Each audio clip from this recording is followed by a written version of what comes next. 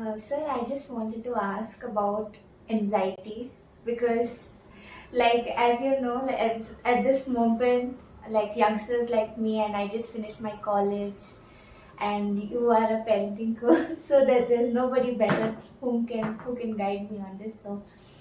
So I just wanted to know, like, how to deal with anxiety because at a moment like this, when you're young adults, and there's so much going on, you just don't have like. Track of time. You just finished college, you don't know where to go, what career, and even if you have planned something, sometimes it just slips away. And you have so much of rush because there's so much competition, and also just little things, because of overthinking and everything, it becomes such a blast. And for my personal experience, it's like even if I start thinking about small things, like if the room is very close and there's something on my mind stressing me out, I just like suddenly get so panicked, and I feel like my hands are shivering, I'm sweating, I'm panting, I feel like I'm gonna collapse, like all this thing is going on, even though it's completely fine, there's nothing happening, there's air, there's fresh air, families around, everything, but suddenly I just feel like this panic attack, what they say nowadays. So this happens. Like, how do you? Like, can you please tell me how I can? And yeah, I mean, great question. I think a lot of people are struggling with this. Yes, yes. And one of the things that I've observed is cliche, but our usage of gadgets is one of the biggest culprit. And what is happening is because the gadgets are constantly on our mind, we are on a very short attention span, we're constantly moving, we are getting hooked to the kind of gadget kind of framing.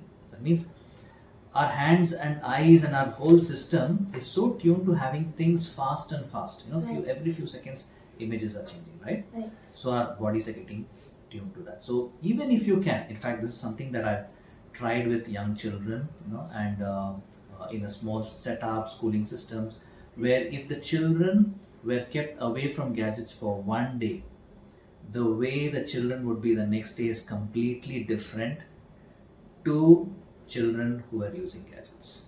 Right. Okay, it might just one day you'll be surprised. Forget 2 days, 3 days, Right. one day. And if you can do this for 3 days, 1 week, your children will be much more calmer, right? And you'll find the same thing for adults as well. Okay. So, the second thing is because we are using gadgets and it's phones these days, we end up using this late into the night. Today youngsters are sleeping. I don't think anyone is sleeping before 12. They're all sleeping Yes, after very true. anybody, any young adult I ask. I don't think there's anybody who sleeps before 12. Yes. So this is where I talk about the liver as such. There are already people who are researching, who are doing some fantastic work.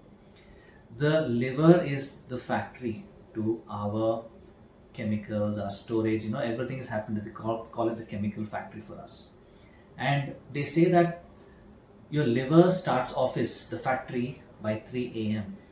because our DNA is for millions of years we have been programmed and our bodies have got adjusted because you have to go out to the outside your caves and go and hunt or go to the farms or wherever it is. So your factory starts at 3 a.m. Right. Right? And you go on with your day, and by 3 p.m. ish it starts to shut down. Okay. But we don't normally shut down. We are still active in our life. Though we don't wake up at 3 a.m., the fact liver is open, right? And at 3 p.m. it's supposed to shut down. But what happens? We have late night, 8, 9, before it was 7, 8, now at 9, 10, and then only we go to sleep. Now it's become even later. Our dinners are late, right? So the liver is constantly working. Now when you're staying awake till 11, 12, 1, 2, the liver does not care. It's going to wake up again at 3 a.m. The factory is again running, hardly any rest. So what happens is your body is going to produce chemicals absurdly. In sense, some things will be more, some things will be less. What's supposed to be more, it will be less will be more. So this complete sort of a mix of our hormones is happening, or all the chemicals that our body needs is completely mixed up. So we have to take care of our sleep. If you can stay away from gadgets, is step one. Second, sleep early or sleep on time. At least 9, 10 o'clock. I know today we are living times which is not possible, at least on weekdays, see if you can sleep on time by 10. Yes. Again, for young children, I've seen that if they can sleep by 8 o'clock, 9 o'clock, and stay away from TV and gadgets for the last 1 hour preceding their bedtime, these children are less cranky in the morning. They show less tantrums. Same for adults. Again, as an elite performance coach, I coach adults also the same thing. It's just going back to basics, right? And the adults themselves show less anxiety. Right. Even in one day, you can see it. And you don't even have to take my word. Experiment yourself. Go out there. Doesn't cost you money. Doesn't cost you a lot of time.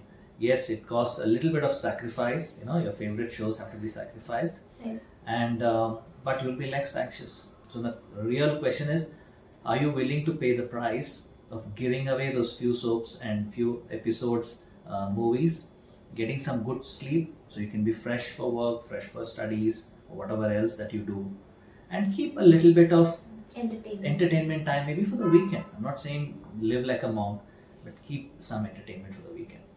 Right? Stay away from gadgets. That's number one. Sleep early on time. These two things, if you can start doing, this itself will be a big game changer for your anxiety.